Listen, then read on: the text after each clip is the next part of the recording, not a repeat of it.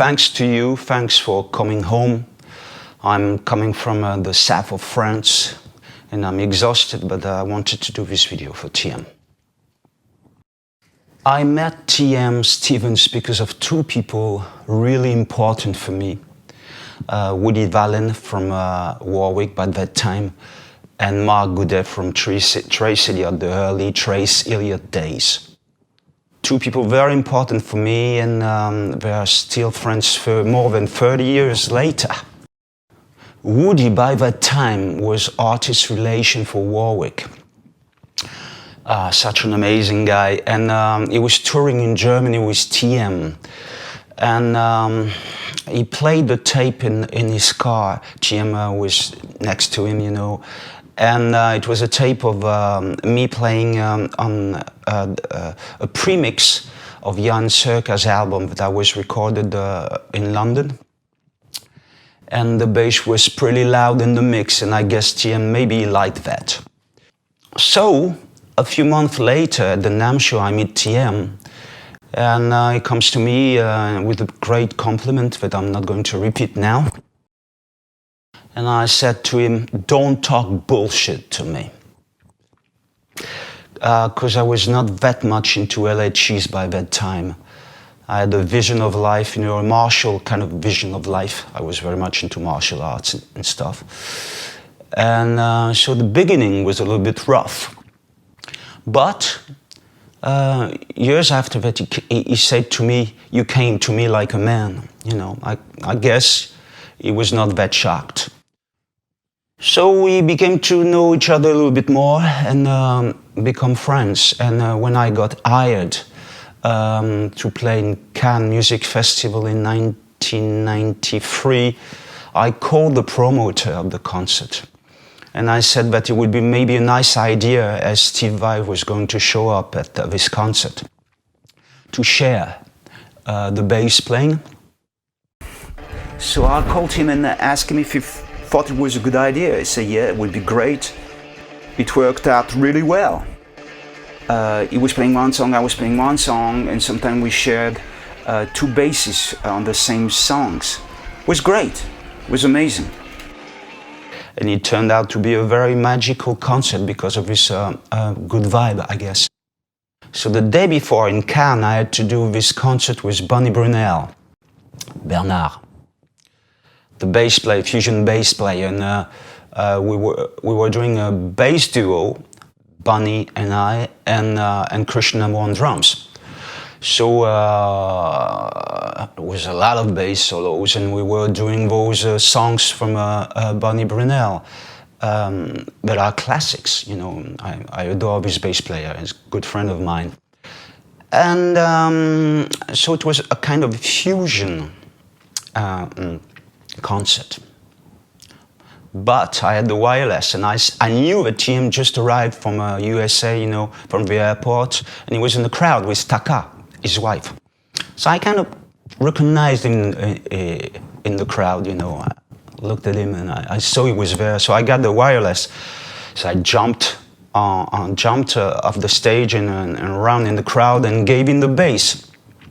And it turned out from a fusion concert to crazy pure rock and roll hysteria. His vision is you gotta give it all or give it none. And he gave it all. So a few months later, my girlfriend by that time, Debbie Brown, she won 2 plane tickets for New York. So we came to his for 2 weeks in vacation at TM's. And we were no more like friends, but more like brothers. Can't really explain why. It came naturally. So we arrive in New York. He takes us direct from the airport to the most crazy, you know, crazy hood that you can imagine, you know, crazy, you know, really scary place in a way. But he had a studio there, some friend of him had a studio there. And I just come from the airport, you know, I'm a little bit jet lagged, and I follow my friend, we go there. But he had this idea, everything was ready in the studio. We had two basses, two bass amps, and it was ready to record us. And how generous is that? Such a great attention from a great friend. He wanted to have a track with both of us in his first CD, Boom. And the track is called Bass Howlicks, you know, because I'm a bass howlick, I'm a music howlick, or whatever. And he was very much into bass and passion for the instrument. So he wanted me to be on his first CD, you know, and how generous is that? Not too many people, you know, like that. Then we go in the studio, and then we arrive at his place in Long Branch, New Jersey, you know. And we're in the car, and turns out to me and says, well, Pascal, I'm just a poor black bass player from America. I'm just a brother who's trying to survive. My crib is kind of small. I hope you don't mind. I hope your highness won't be disappointed. I said, no man, no worries at all. You know, I'm with you, you know, I'm just happy to be with you, no problem. But when you see the house, I mean, it's paradise on earth. You've got a swimming pool, a huge park. The house is huge. And you can feel the passion of music. You've got 40 basses in the house. You've got a big room with all the golden records on the wall. Just a room where he keeps his golden record. And when you see the golden record of the guy, you know, you see the names on it. James Brown, Miles Davis, Tina Turner, Pretenders, Joe Cocker, Billy Joel, Cyndi Lauper. What a career! Makes me think that this guy, this bass player, was able to play with all the big stars in the planet, but with different styles. And it's pretty rare, you know, that sometimes if you get to meet people, a bass player who play very well, amazingly well in jazz, but they're no good in funk or the contrary or whatever. This cat could play every style of music perfectly. Those 15 days in New York, then he showed me where he used to live when he was a little kid. Desperate area, no light, no electricity, really poor place. Dirty, you know, kind of weird. And when you've got to be really very good in your heart to be, when you come out of this neighborhood, you know, to be such brilliant, with a great sense of humor, you know, well educated. He was talking fluent Japanese, he was talking many different languages. It was brilliant, he was smart. And he came from that place. I personally think that you have to be really inside a good person, you know, to succeed coming from that place, to be such a well-educated and brilliant and smart guy. He was a very impressive guy, very strong like bull. Very big guy, tall guy. But inside, it was like his heart was like a little kid, you know. And he was scared about he was scared about loonies. He was scared about puppets. He was scared about, it's like the lion being scared of a little mouse, but he was like that. So, and he said, I want to see the Eiffel. I said, okay, let's go see the Eiffel. We go see the Eiffel. So we go to see the Eiffel, and we're at the first floor, and there's a beautiful view of Paris, and we're just standing there, you know, enjoying the view. Comes up just near us a crazy motherfucker with a few inches wooden rat with a crazy smile painted on his face. And that guy was talking to his wooden rat. So Jim was there, I was there in the middle, and the loony with the talking to the wooden rat, you know, it was really scary guy, you know. The way he was dressed, like a little kid, you know. No, you know, something weird about the guy. Plus the fact that he was talking to a few inches wooden rat with a strange smile painted on his face. And I saw that, and I'm not scared of loonies. Jim, worse, not me. I love loonies. And so I'm talking to the guy, I said, oh, very nice, what's his name?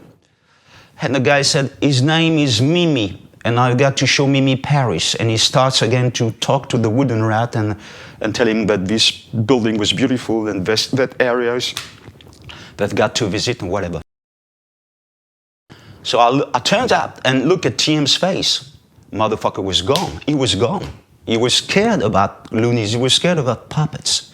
Down the Eiffel, TM turned to me and said, I saw a motherfucker with a wooden rat at my crib. I shoot that motherfucker 2 times. I remember that. And when we were together, we did attract loonies. I don't know why. Once we were doing some bicycle near the seaside, you know, in Long Branch. And comes out a crazy guy comes up a guy to TM and he talks to him and he stops him, you know. And he goes to TM and says, too much medication is not good for me. Once he was in his studio still in New Jersey. And he was very much into the mix, so I decided to let him do his stuff. And I go to the mall and buy a kind of a ghost suit, a suit of a spectrum coming from beyond. I wanted to make a nice surprise to him. I wanted to scare him to death. So TM was very busy at the first floor in the studio, very concerned about his work and mixing one of his tracks. So he didn't see in the first seconds, and I said, TM, I'm coming to get you. And so he saw the suit, you know, because he didn't recognize me. And for 2 seconds, he thought that death was personally coming to take him to the underworld. And I couldn't stop laughing. He told me that when he was young, his mother, they were living in that desperate hood, they were thrown out of their apartments, you know, no money to pay the bills. And so the mother was holding TM on one hand and Kevin, his brother, on the other hand. He was a little kid. And his mother said, that's what he said, don't worry, you know, we'll make it a way or another, you know, life is good, I'm going to take care of you, you know. He's coming from that place. He was not only a singer, but an artist. He quit Joe Cocker's band to do his first album, to do his way as an artist, you know. And a sideman is somebody who tells another man's story. An artist is somebody who tells his story. You know, that's the difference. And it was very courageous of him to do that move. Well, I'm going to tell you a story because I think he would love me to do that. And I would love to do it. He was hired to play with the French biggest star in Stade de France. And they had 15 days, 2 weeks of rehearsal in Los Angeles before going back to Paris and playing. And he didn't do the gig, and I'm going to tell you why. So TM is surrounded by all those French guys, you know. And the first day they told him, don't play so loud. Second day they told him, don't move so much on stage. Third day they asked him, don't wear all those colors. Fourth day they asked him, why don't you play mezzo forte at page 24, bar 27? And he said, because I'm having a drink, motherfucker. What I want to say is he was surrounded by neutral mediocrity. mediocrity. I don't know if the word is correct in English. Mediocrité is what we say in France. And all his beautiful, brilliant qualities, unique, that he had, and made him a star in the USA when he turned out to be with French musicians. It turned out to be not a positive thing, but a negative thing for him. So he started to be unhappy, starting to drink a little bit too much, and he didn't do the gig. Having a great personality, a great sound, a unique musicality were considered to be an handicap for French people. Makes me think about those Larry Graham's lyrics. A weak man's laugh can be a strong man's cry. If you want something neutral, go get a fucking sequencer. Not only was one of the most brilliant bass players in the world that you can recognize with one note, but he was also a marvelous human being. Well, the day you meet TM, your life gets better. I call TM Brother Sunshine because he was caring and gentle, because he was like a brother to me. Not only he was larger than life, but his world was larger than life. It's a world of tolerance, of fun. He believed that despite our differences, there's only one race, only one God, only one people. He believed also that there is only one music. He was able to play reggae, funk, heavy metal, jazz, and he loved to mix all them styles. He loved to mix different cultures, different flavors. He had the most brilliant career at one of the best times to play with all the great stars. But listen to his personal CD. That's mind-blowing. That's unique.